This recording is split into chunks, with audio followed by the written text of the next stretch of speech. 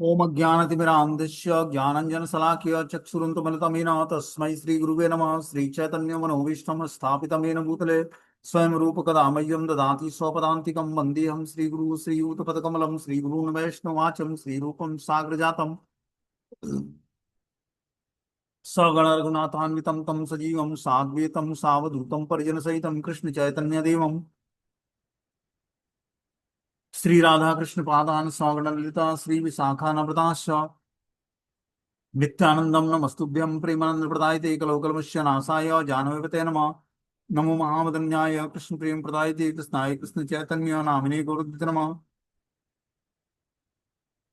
पंचतत्वात्मकं कृष्णं भक्त रूप स्वरूपकं भक्तावतारं भक्ताख्यं नमामि भक्ति सत्यकं नाम श्रेष्ठं नमोपि सच्चिपुत्र मत्र स्वरूपं रूपं तस्याग्र सुवाटिं राधा कुंडम गिरिवरो मोहो भक्तम यस्य कृत्यं कृपया श्री गुरु दीनतारिणम्। हे कृष्ण करुणा सिंधु दीनबंधु जगतपते गोपेश गोपिका कांत राधा कांत नमस्तुते तप्त कांचन गौरांगे श्री राधे वृंदावनेश्वरी वृषभानुसुते देवी प्रणमामि हरिप्रिये वाञ्छाकल्पतरुवृक्षा कृपा सिन्धुभ्यो च पतितानां पावनेभ्यो वैष्णवेभ्यो नमो नमः। जय श्री कृष्ण चैतन्य प्रभु नित्यानंद श्री अद्वैत गदाधर श्रीवासादि श्री गौर भक्तवृंद। हरे कृष्ण कृष्ण कृष्ण हरे हरे हरे हरे राम राम राम हरे हरे। तो आज इसमें हम लोग हरि नाम की महिमा, जपा का स्तर क्या होता है, कितने स्तर पर जपा हम लोग करते हैं, उस स्तर को हम लोग जानेंगे कि किस किस स्तर पर हम नाम जप करते हैं। देखो 99% भक्ति का जो प्रोसेस है वो हमारी जपा पे डिपेंड करता है। 99.9% जपा जो हमारा भक्ति का प्रोसेस है, भक्ति में जो हम एडवांसमेंट करते हैं वो हमारे जपा की क्वालिटी पे डिपेंड करता है। हमारी भक्ति सेवा क्या है, सपोर्ट करता है हमारे जपा को। तो जाप को हमें फर्स्ट प्रायोरिटी देकर, क्योंकि गुरु, दीक्षा गुरु जो हमें आदेश देते हैं कि ध्यान पूर्वक मंत्र का जाप करना है। तो ध्यान पूर्वक मंत्र का जाप करने का क्या मतलब होता है? ध्यान पूर्वक मंत्र जाप करने का मतलब होता है कि नाम जो हम उच्चारण करते हैं, हरे कृष्ण कृष्ण कृष्ण हरे हरे, हरे राम राम राम हरे हरे, उस मंत्र को ध्यान पूर्वक सुनना है। जब हम ध्यान पूर्वक नाम को सुनते हैं तो वो नाम क्या करता है, हमारे हृदय में सारे कलुषता को नष्ट कर देता है, चित्त के दर्पण को साफ कर देता है। हमने बताया कि जपा में 9 मेथड होते हैं, 9 स्टेजेज आते हैं। पहला हमने बताया श्रद्धा। श्रद्धा मतलब हमारी, अभी किसी ने हमें बताया कि हे प्रभु या हे माता जी, आपको क्या करना चाहिए, भगवान के नाम से जुड़ना चाहिए, आपको नाम जप करना चाहिए कुछ। तो आप बोलते हो प्रभु जी अब तो मैं अभी तो लहसुन प्याज खाता हूँ, तो अभी नाम जप कैसे कर सकता हूँ? ठीक है, आप लहसुन प्याज खाते हैं तो ठीक है, लेकिन क्या है, अभी आपको नीम की माला पर जप करना चाहिए या बेल की माला लेनी चाहिए, उस पर महामंत्र का जाप करना चाहिए। आप अभी तुलसी माला पे जप नहीं कर सकते, तो आप नीम या बेल की माला लीजिए, उस पर जाप करिए। तो हम लोग धीरे धीरे उस साधु में श्रद्धा होने के कारण, उस भक्त में श्रद्धा होने के कारण हमने नीम की माला ली और जपा शुरू कर दिया। फिर कुछ दिनों बाद प्रभु जी मिले या माता जी मिले, उन्होंने बोला कि आपको अब भोग लगा के प्रसाद खाना चाहिए भगवान का। तो भोग लगाते समय हमें ध्यान देना चाहिए कि भोजन में जिसमें लहसुन प्याज मिक्स नहीं है, उस भोजन को भगवान को अर्पित करें और उसको प्रसाद के रूप में स्वीकार करें। फिर उन्होंने बताया एकादशी व्रत रखना चाहिए। तो धीरे धीरे हमने क्या किया, इस उस प्रभु जी पर या माता जी पर हमारी श्रद्धा हुई और उनके आदेश का हमने पालन करना शुरू कर दिया। वो प्रभु जी या माता जी जो हमें प्रचार कर रहे थे, वो किसी गुरु शिष्य परंपरा से प्रमाणित स्रोत से उन्होंने दीक्षा लिया हुआ है। हमने क्या किया, उन पर श्रद्धा करके, उनकी बातों पर विश्वास करके, जो कि गुरु शिष्य परंपरा से दीक्षित हैं, किसी न किसी प्रमाणिक स्रोत से दीक्षित हैं, उनके आदेश का पालन करके हमने भी महामंत्र का जाप शुरू कर दिया। मतलब हम भी उस प्रमाणिक भक्त का कहना मानना शुरू कर दिया, तो हमारे अंदर भी थोड़ी थोड़ी प्रमाणिकता आ गई, क्योंकि हमने प्रमाणिक स्रोत का कहना मानना शुरू कर दिया। तो जब हम प्रमाणिक स्रोत के कथनानुसार कुछ मंत्र जाप करते हैं, तो उसमें धीरे धीरे श्रद्धा से साधु संग, हमारे अंदर धीरे धीरे श्रद्धा जगी उस भक्त के अंतर्गत, भक्त की बातों पर, भक्त की वाणी पर और भक्त के व्यवहार से उस पर श्रद्धा जागी। श्रद्धा के माध्यम से साधु संग मिला मैं। उसने बोला कि क्या करना चाहिए, हे प्रभु जी या माता जी, आप भक्तों के संग में आकर मंदिर में जाप किया करो। तो मैं श्रद्धा जगी। तो हम भक्तों का संग करने के लिए मंदिर जाते और मंदिर में बैठकर जाप करते भक्तों के संग में। तो श्रद्धा फिर साधु संग। अब जब हम साधु संग में भजन क्रिया करेंगे तो धीरे धीरे अनर्थ निवृत्ति होगी। मतलब हमारे पूर्व जन्म के जितने भी संस्कार हैं, अनर्थ हैं, सब धीरे धीरे नष्ट होने लगेंगे। और जैसे जैसे हमारे अनर्थ नष्ट होते जाएंगे वैसे वैसे निष्ठा का लेवल आए। निष्ठा लेवल पर की भक्ति पर हम 50% हमारे अनर्थ जो है नष्ट हो जाते हैं। फिर जाकर निष्ठा की भक्ति जागृत होगी, निष्ठा लेवल की भक्ति पर हम दृढ़ हो जाते हैं थोड़ा सा। फिर जाकर धीरे धीरे हरि नाम से आसक्त हो जाते हैं, रुचि आने लगती है, टेस्ट आने लगता है इसमें कि भगवान का नाम तो वास्तव में बहुत ही अमृत का आस्वादन कराने वाला है। पूर्ण अमृत आस्वादन।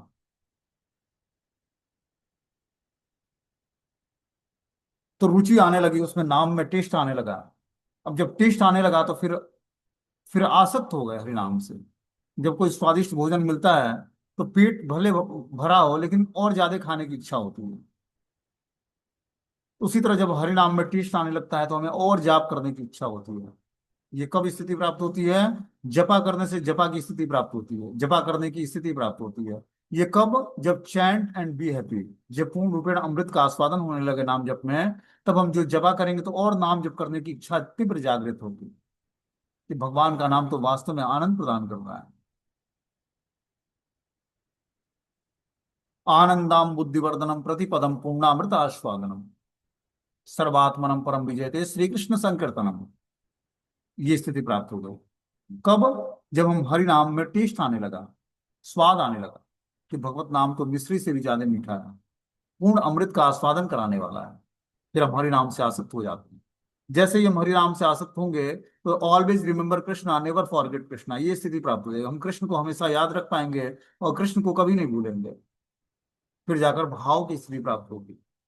और भाव की स्थिति में हमारे 95% अनर्थ नष्ट हो जाते हैं।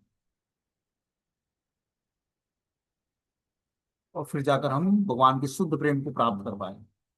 तो हमने जो मेथड बताया, जपा के 9 स्टेज पार करके हम भगवान के श्रद्धा से प्रेम तक का मार्ग तय करते हैं। तो बता रहे हैं कि जप के स्तर के बारे में इसमें बताया गया है कि कृष्ण भावनामृत में प्रगति के विभिन्न स्तर हैं। श्रील भक्ति विनोद ठाकुर अपने ग्रंथ भजन रहस्य और श्रील रूप गोस्वामी भक्ति रसामृत सिंधु में इन स्तरों का विस्तार से वर्णन करते हैं। प्रथम श्लोक जो है, चेतो दर्पण मार्जनम भव महादावाग्नि निर्वापणम श्रेयो कैरो चंद्रिका वितरणम विद्यावधू जीवनम आनंदाम बुद्धिवर्धनम प्रतिपदम पूर्णामृत आस्वादनम सर्वात्मनम परम विजेते श्री कृष्ण संकीर्तनम। ये हमारे हृदय में श्रद्धा उत्पन्न करता है हरि नाम के प्रति।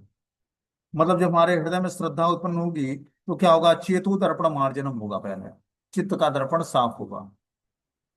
भव महादावाग्नि निर्वापणम, उसमें जो भौतिक लालसाएं जागृत हुई हैं, जिसका भौतिक लालसाओं का आग लगा है हृदय में, वो सारी शमित हो जाएंगी।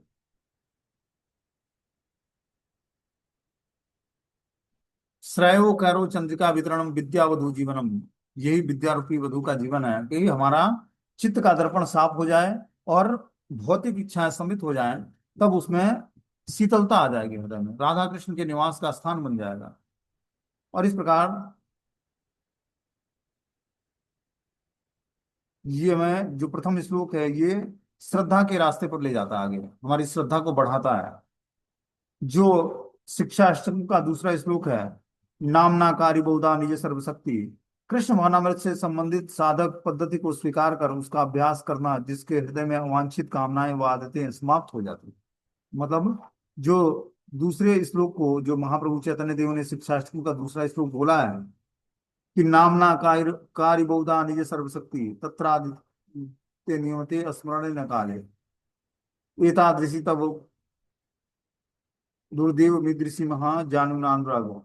तो ये जो दूसरा श्लोक है, कृष्ण महामृत से संबंधित साधक पद्धति को स्वीकार कर इसका अभ्यास करता है तो उसके हृदय से अवांछित कामनाएं व आदतें समाप्त हो जाती हैं। जो अनवांटेड इच्छाएं हैं और अनेक अनवांटेड कामनाएं हैं, वो सब अनर्थ निवृत्ति हो जाती है। तब उसका तीसरे श्लोक पर अधिकार बनता है। कि तृणादपि सुनिचेन तरोरपि सहिष्णुना अमानिना मानदेन कीर्तनी सदी सदा हरि। ये निष्ठा का लेवल है कि तृणादपि सुनिचेन तरोरपि सहिष्णुना। वो अपने को, निष्ठावान भक्त जो है, अपने को तृण से भी नीचे समझता है, और तरोरपि सहिष्णुना, वृक्ष से भी सहिष्णु बन जाता है। कृष्ण भक्ति में सुदृढ़ रूप से स्थिर हो जाता है।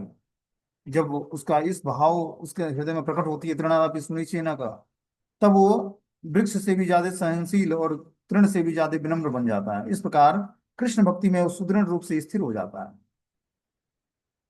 तब उसके हृदय में चतुर्थ श्लोक प्रकट होता है कि अब हमें न धनम न जनम न सुंदरी कविता वा जगदीश कामये मम जन्मनि जन्मनीश्वरे भवताद भक्ति हेतु की। तब उसके हृदय में ये उत्पन्न होता है कि हे प्रभु, न तो मुझे धन चाहिए, न जन चाहिए, न सुंदरी, न कविता ग्लोरिफिकेशन। अब हमें क्या चाहिए? जन्म जन्मांतर मात्र एक ही अभिलाषा है कि आपकी आहित की अप्रतिहता भक्ति चाहिए। कैसी? जिसमें अपना कोई हेतु ना हो, अपना कोई स्वार्थ ना हो, ऐसी भक्ति हमें चाहिए आपसे।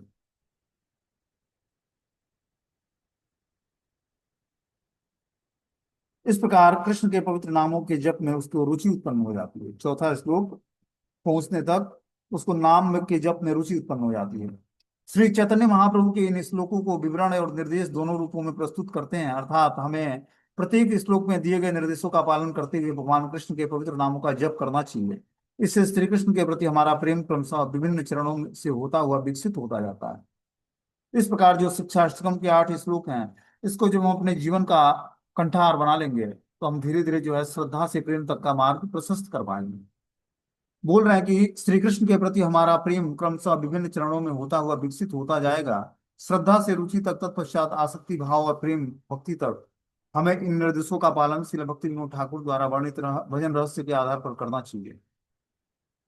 तो इस प्रकार भजन रहस्य के आधार पर हमें, जो भक्ति विनोद ठाकुर के द्वारा भजन रहस्य नामक बुक है, उसका पालन करेंगे तो हम धीरे धीरे आध्यात्मिक रास्ते पर आगे बढ़ेंगे। बोलते हैं प्रत्येक स्तर पर गुणवत्ताएं अलग अलग है। हम भक्ति के किसी एक चरण, उदाहरणार्थ श्रद्धा की आरंभिक अवस्था से आगे बढ़कर भजन क्रिया, गुरु के मार्गदर्शन में भक्ति साधन तथा अनर्थ निवृत्ति और इससे भी परे अग्रसर होते जाते हैं। बता रहे कि जब हम भक्ति के पहले चरण में, उदाहरण श्रद्धा की आरंभिक अवस्था से आगे बढ़कर जब हम गुरु के मार्ग निर्देशन में भक्ति साधन करते हैं, तो पहले हमें किसी ने बताया कि प्रभु जी आपको महामंत्र का जाप करना चाहिए, तो उस भक्त पर हमें श्रद्धा हुई, उसके आदेश का हमने पालन शुरू कर दिया।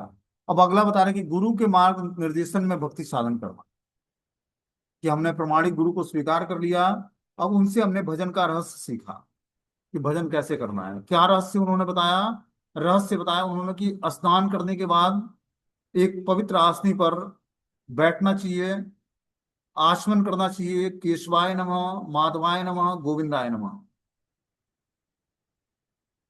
आचमन करने के बाद शिखा बंधन करना चाहिए। फिर क्या करना चाहिए? शरीर में 12 अंगों पर तिलक धारण करना चाहिए। तिलक धारण करने के बाद आचमन फिर से करना चाहिए। आचमन करके अपने को पवित्र करना चाहिए। जल लें हाथ में, और भगवान पुंडरीकाक्ष का स्मरण करते हुए ओम पवित्रो पवित्रो वा सर्वावस्थागतो पियो यह श्वेत पुंडरीकाक्ष अंत बाहिर शुचि। इस प्रकार 3 बार शरीर पर जल फेंकना चाहिए, सिर पर, शुचि शुचि शुचि करते हुए। इस प्रकार जब व्यक्ति पवित्र हो जाता है, तब उसको उंगलियों पर पंच तत्व मंत्र का उच्चारण करना चाहिए 12 बार। ये पंच तत्व मंत्र, ओम जय श्री कृष्ण चैतन्य प्रभु नित्यानंद श्री अद्वैत गदाधर श्रीवासादि श्री गौर भक्त वृंद, इसका जब 12 बार उच्चारण करता है, तब उसके अंदर सारे अविष्टता नष्ट हो जाती है, और पंच तत्वों की कृपा से फिर वो महामंत्र का जाप शुरू करता है। पंच तत्व मंत्र कौन है? पंच तत्व है प्रभु कौन? जी ये सबसे बाहर सेव करो, कर दो ना आप, ये सब चीजें तो याद नहीं रहती है। हरे कृष्णा प्रभु जी।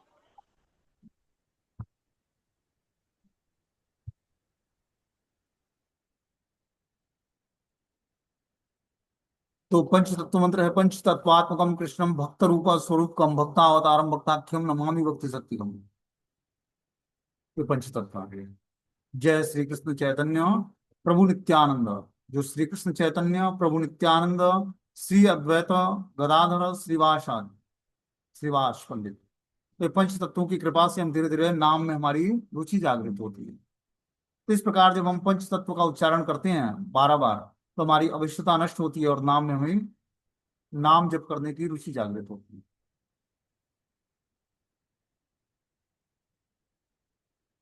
फिर हमें उस आसनी पर बैठकर आराम से और पवित्र नाम का जप करना चाहिए। कैसे? रीढ़ की हड्डी सीधी करके और पालथी मारकर बैठे उस पर, और एक ही आसन पर निरंतर जो है, एक ही समय में समय को ध्यान रखते हुए एक ही आसन पर बैठकर ध्यान पूर्वक नाम जप करना चाहिए।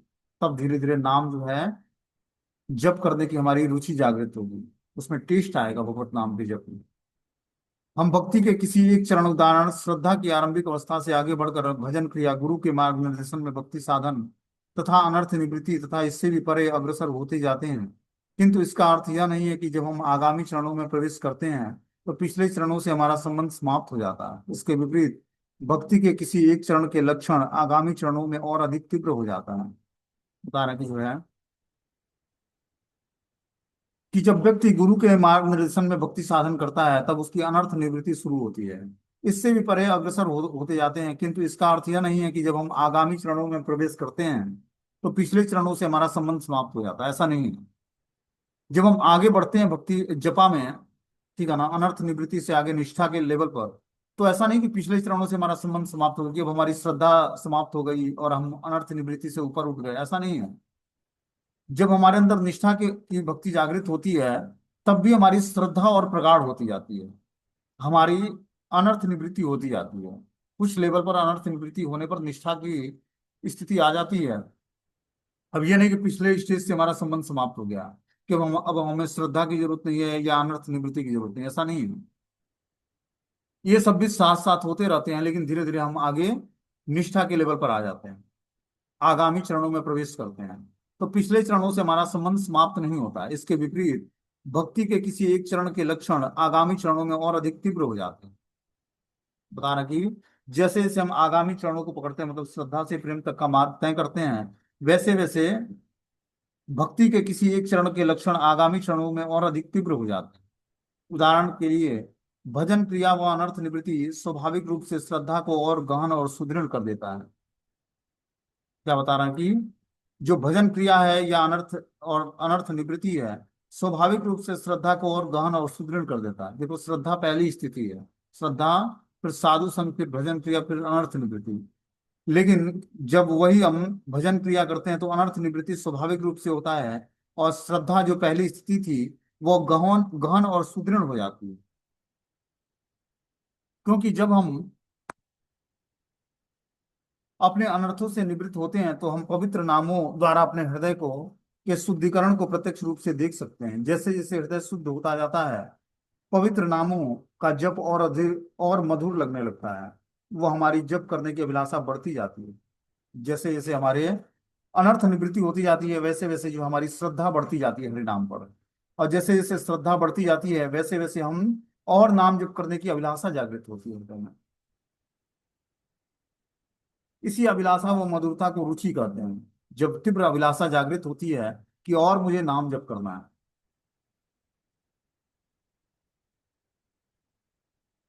तो ये अभिलाषा और मधुरता, जो भगवान के नाम में जो मधुरता है, ये पवित्र नाम मधुर लगने लगता है, मीठा लगने लगता है। और ये मधुरता फिर रुचि का रूप ले लेती है। रुचि के स्तर पर हमारी अवांछित प्रवृत्तियां घटती जाती हैं। जो हमारे अंदर अवांटेड इच्छाएं हैं, अवांछित प्रवृत्तियां हैं, पूर्व जन्म के अनेकों संस्कार हैं, वो सारे संस्कार जो हैं रुचि के स्तर पर हमारी सारे अवांछित प्रकृतियां प्रवृत्तियां घटती जाती हैं। मतलब अनर्थ निवृत्ति बहुत ही तीव्रता से होता है। फलस्वरूप श्री कृष्ण के नाम में निरंतर बढ़ती हुई श्रद्धा का प्रकट होना स्वाभाविक हो जाता है। तब जाकर हम धीरे धीरे जो है भगवान के नाम में हमारी श्रद्धा प्रगाढ़ हो जाए। प्रत्येक चरणों के गौरवशाली लक्षण हमारे भक्ति पथ पर अग्रसर होने के लिए साथ साथ गहन होते जाते हैं। बता रहे हैं कि प्रत्येक चरण पर श्रद्धा से साधु संग, फिर भजन क्रिया, फिर अनर्थ निवृत्ति, फिर रुचि, फिर आसक्ति, फिर निष्ठा, फिर रुचि, फिर आसक्ति, फिर भाव, फिर प्रेम। बता रहे हैं, प्रत्येक चरण पर गौरवशाली लक्षण हमारी भक्ति पथ पर अग्रसर होने के साथ साथ गहन होते जाते हैं। यह स्पष्ट है कि कृष्ण के प्रियतम भक्त वृंदावनवासी प्रेम के सर्वोच्च स्तर पर विराजमान है। उनकी श्रद्धा, हृदय की शुद्धता, भक्ति में उनकी निष्ठा, रुचि, आसक्ति और प्रेम अतुलनीय है। और वे अपना प्रेम कृष्ण के प्रति तथा उनके पवित्र नामों के कीर्तन सहित उनके यशोगान के द्वारा ब्रज की ये गोपियां उनकी खोज में दिव्य सुख का अनुभव करती हैं। बोल रहे हैं कि जो है, अपना प्रेम कृष्ण के प्रति तथा उनके पवित्र नामों के कीर्तन सहित उनके यशोगान के द्वारा व्यक्त करते हैं। तो जो भगवान का शुद्ध भक्त बन जाता है, वो अपने नाम जप के द्वारा श्री कृष्ण से हमेशा प्रेम को प्राप्त करता है। उनके पवित्र नामों के कीर्तन सहित उनके यशोगान के द्वारा ब्रज की ये गोपियां उनकी खोज में दिव्य सुख का अनुभव करती हैं। बता रहे हैं कि जब पवित्र नाम का कीर्तन होता है, तो उस यशोगान के द्वारा ये व्यक्त होता है कि पवित्र नाम कितना पावरफुल है। श्री कृष्ण रास नृत्य के दौरान गोपियों के मध्य से अदृश्य हो जाते हैं। जब भगवान रास नृत्य करते हैं यमुना पुलिन पर वृंदावन में, तो उस रास नृत्य से भगवान अदृश्य हो जाते हैं। तब ब्रज की ये गोपियां उनकी खोज में दिव्य शोक का अनुभव करती हैं।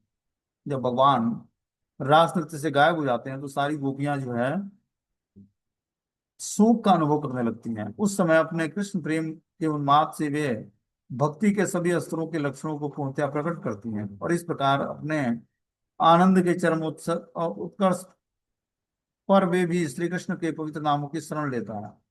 बता रहा है कि उस समय अपने कृष्ण प्रेम के उन्माद से वे भक्ति के सभी स्तर के लक्षणों को पूर्णतया प्राप्त करती है,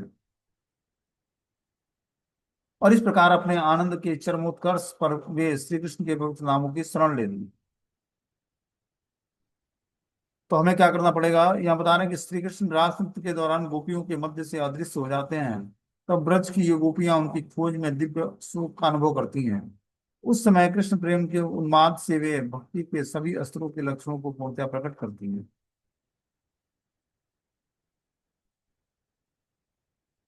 तो जब व्यक्ति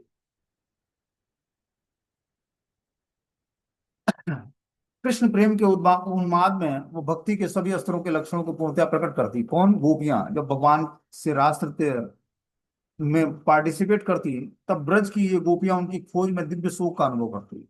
भगवान कभी कभी लीलाओं से गायब हो जाते तो सारी गोपियां उनको खोजने लगती, और उनको दिव्य सुख का अनुभव होता। उस समय अपने कृष्ण प्रेम के उन्माद से वे भक्ति के सभी स्तरों के लक्षणों को पूर्णतया प्रकट करती, और इस प्रकार अपने आनंद के चरमोत्कर्ष पर भी वे श्री कृष्ण के पवित्र नामों की शरण लेती।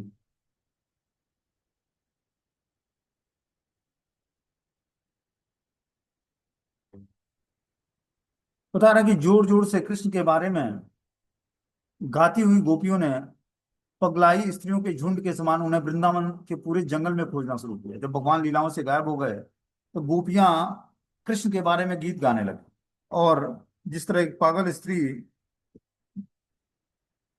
होती है, उसी प्रकार पागल स्त्री की तरह झुंड में एक साथ वृंदावन के पूरे जंगलों में खोजने लगी सब राधा रानी कृष्ण को।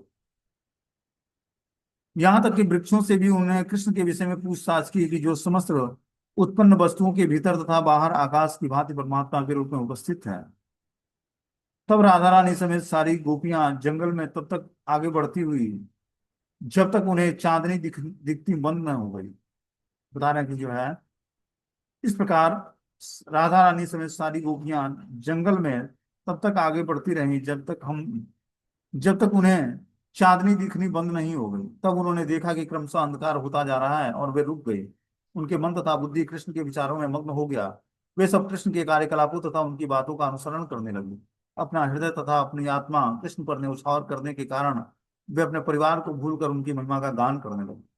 इस प्रकार जब राधा रानी की अनुचरियां भगवान कृष्ण से मिलने के लिए जाती हैं यमुना पुलिन पर, तो बता रहे हैं कि उनका हृदय तथा उनकी आत्मा कृष्ण पर पूर्ण रूपेण न्यौछावर करने के कारण वे अपने परिवार को भूलकर उनकी महिमा का गान करने लगे, कृष्ण की महिमा का गान करने लगी। इस प्रकार सारी गोपियां यमुना तट पर लौट कर वहां एकत्र हुई, और वहां सोच सोच कर कि कृष्ण उनके पास लौट कर आएंगे, श्री कृष्ण की महिमा का कीर्तन करने लगी। हरे कृष्णा कृष्ण कृष्ण हरे हरे, हरे राम राम राम हरे हरे। इस तरह से वो कीर्तन करने लगे। बोलते हैं, जब श्रीमती राधा रानी ने कृष्ण को पहली बार देखा, तो सहसा दिव्य सुख की अनुभूति हो गई, और उनके शरीर के विभिन्न अंगों के कार्य रुक गए। तब उनकी नित्य संगिनी ललिता ने उनके कानों में कृष्ण के पवित्र नामों की ध्वनि की, तो तुरंत ही राधा रानी ने अपनी आंखें खोल दी। यह कृष्ण नाम की ध्वनि से के श्रवण से अत्यंत प्रबुद्ध का सुंदर उदाहरण है। बता रहे हैं कि जब श्रीमती राधा रानी ने कृष्ण को पहली बार देखा था तो सहसा दिव्य सुख का अनुभव किया था, क्योंकि राधा रानी जो है जन्म से उनके नेत्र नहीं थे। नेत्र तो थे लेकिन बंद थे। लेकिन वो उन्होंने प्रतिज्ञा लिया था कि मैं अगला जन्म तभी लूंगी जब हमें श्री कृष्ण के दर्शन होंगे शुद्ध नेत्रों से। तब उनकी नित्य संगिनी ललिता ने उनके कानों में कृष्ण के पवित्र नाम की ध्वनि की, तो तुरंत ही राधा रानी ने अपनी आंखें खोल दी। यह कृष्ण नाम की ध्वनि के श्रवण से अत्यंत उपयुक्त प्रबुद्धता का सुंदर उदाहरण है। कृष्ण करुणामृत पुस्तक में राधा रानी के नाम कीर्तन से संबंधित एक अन्य कथन मिलता है। राधा रानी एक सखी कहती है कि हे गोविंद, जब अब राजा वृषभानु की पुत्री अश्रुपात कर रही है और वह आपके पवित्र नाम कृष्ण कृष्ण का उच्चारण उत्सुकता से उच्चारण कर रही है। ब्रज की स्त्रियां जिन वस्तुओं के प्रति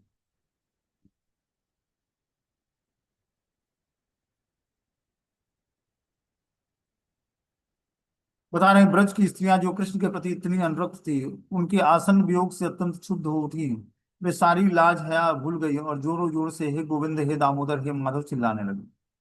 शरद के रास नृत्य का वर्णन करते हुए पराशर मुनि विष्णु पुराण में कहते हैं कि कृष्ण सरचंद्र चंद्रमसम कौमुदी कुमुदाकरम जंगो गोपी गणाश्च त्वम एक कृष्ण नाम पुनः पुनः।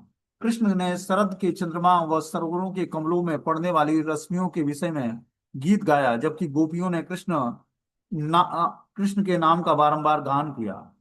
रास गेय जगो कृष्ण यावत ताराय ध्वनि साधु कृष्णेति कृष्णेति तावद ताद्विगुण जगु।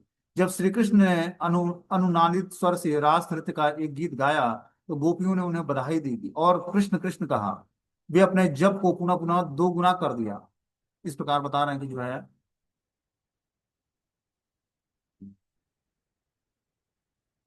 श्री कृष्ण ने अनुनादित स्वर से रास नृत्य का एक गीत गाया, तो गोपियों ने उन्हें बधाई दी और कृष्ण कृष्ण का उच्चारण किया।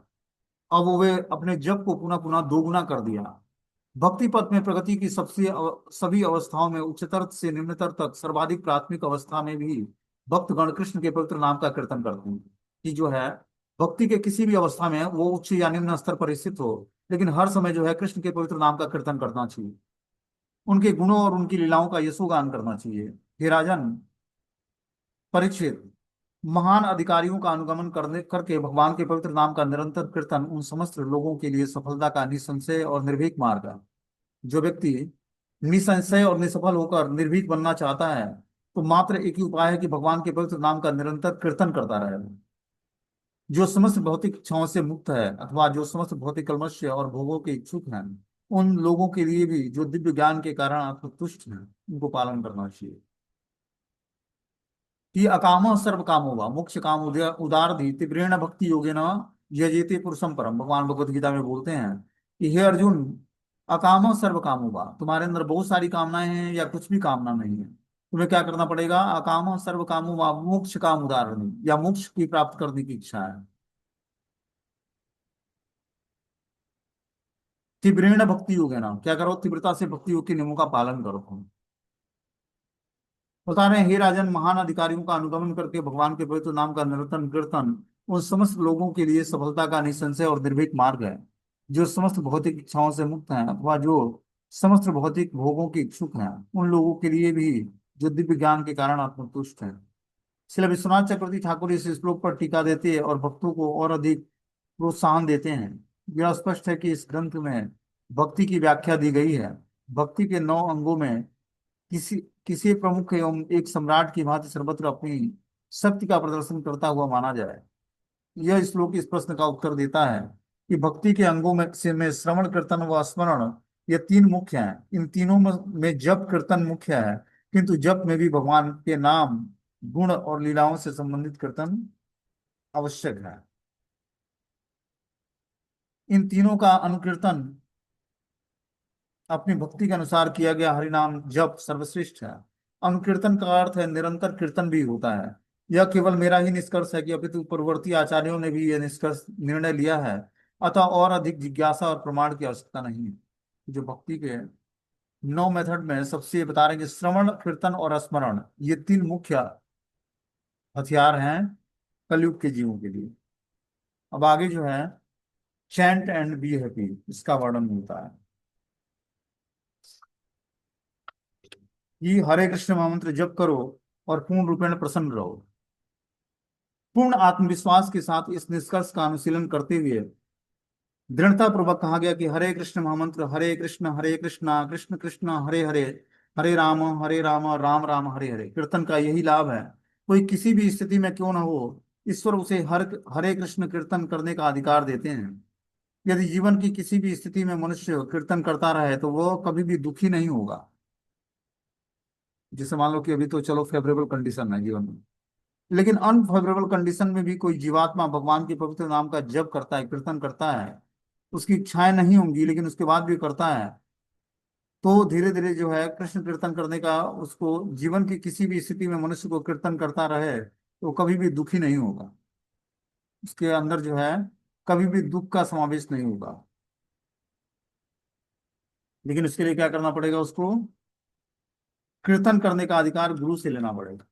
बोलते हैं दीक्षा प्रदान करते समय उन्होंने अपने बहुत सारे शिष्यों से भी कहते हैं कि अब आपको हरे कृष्ण महामंत्र का जप करो और सुखी रहो। कारण कि जो प्रामाणिक आचार्य होता है वो अपने शिष्यों को एक ही बात बताता है कि आपको हरे कृष्ण महामंत्र का जप करना चाहिए और सुखी रहना चाहिए।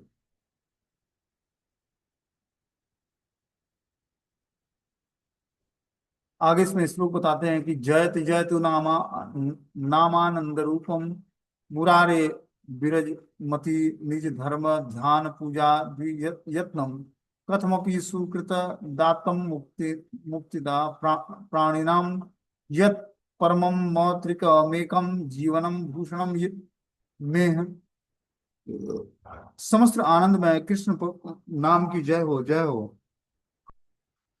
जो भक्त सारे धार्मिक कर्म, ध्यान तथा पूजा को छुड़ा देता है, यदि जीव एक बार भी 30 30 भांति उच्चारण करे तो यह मात्र उसे मुक्ति प्रदान करता है। कृष्ण नाम सर्वश्रेष्ठ अमृत है।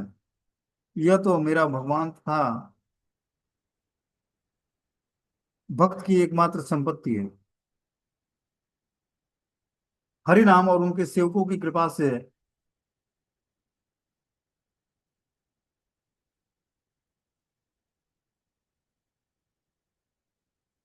साधक श्री कृष्ण के पवित्र नामों की कृपा से को प्राप्त कर सकता है और ज्यादा से ज्यादा हरि नाम का जप कर सकता है।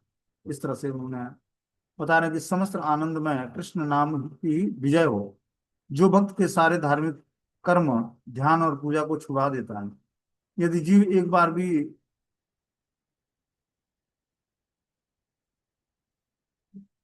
किसी तरह नामोच्चारण करता है तो यह नाम उसे मुक्ति प्रदान करता है। कृष्ण भावनाभावित सर्वश्रेष्ठ अमृत है। यह तो मेरे प्राण और एकमात्र संपत्ति है। बता रहे हैं जो है कि कृष्ण भावनामृत जो है सर्वश्रेष्ठ अमृत मार्ग है। यह मेरा प्राण और एकमात्र संपत्ति है। हरि नाम और उनके सेवकों की कृपा से